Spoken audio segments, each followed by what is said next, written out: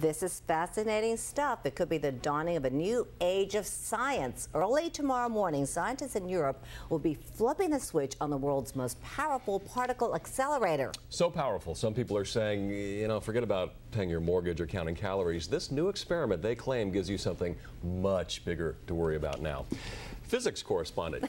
Yeah, we have a physics correspondent. Katie Tur is here now to tell us more. Katie? My brother would laugh in your face if he heard that. Okay, so you have about 5 hours. Jim, Katie, stop reading the news. You out there, get off the treadmill, get out of your jammies, forget your homework, put down the remote and get off your couch. Enjoy yourself. These could possibly be the last few hours you have, because at 3 a.m., some say the world could end. 13 years and $10 billion, all to create this. A 17-mile-long underground particle accelerator that's so big, it crosses the border from Switzerland into France.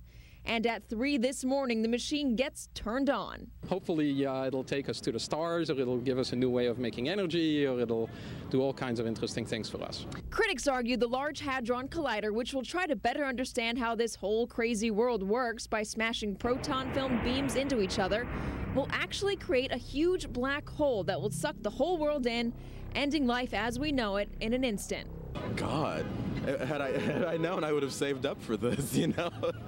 Remy may not have the sufficient funds to go out with a bang, pardon the pun, but others like Dan and Cecina only need each other and some sweets to make the last few hours last. If you can think of a better idea than spending the last hours of the end of the world in bed getting really, really sweaty, I want to know. Like chocolate might be fun to just... Chocolate will be involved! Starchild the Impaler, yes, that's what he said his name was less complicated with his demands. Party like it's your last. Keep on going.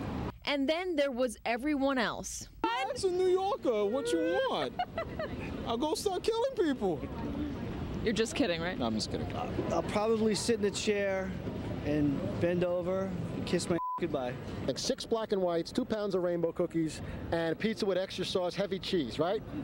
Burger King. He's like, I want a lady dog. Well, that too. That too. A scientist in Hawaii sued unsuccessfully to stop the machine's launch, and there have even been death threats to those working on the super collider. CERN, the European Nuclear Research Organization, has had to beef up security around the atom smasher. Of course, the thousands of physicists working on the project, including Gustav Roymans, argue there's no need to worry. The end is not near. I think by now there have been very thorough studies. I mean, it's a legitimate question, right? Because if that happened, that would obviously be bad. I think we know enough to establish that because these collisions happen all the time around us, that this is just not going to happen.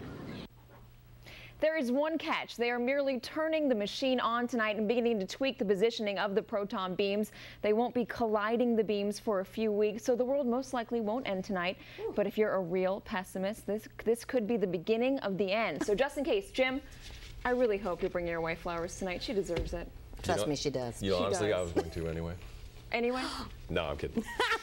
Beautiful ones, roses. Beautiful ones, expensive ones. Wow. Expensive ones. Okay. If it's not expensive, I can't take any more of this physics. Thank you, Katie. It's enough for me.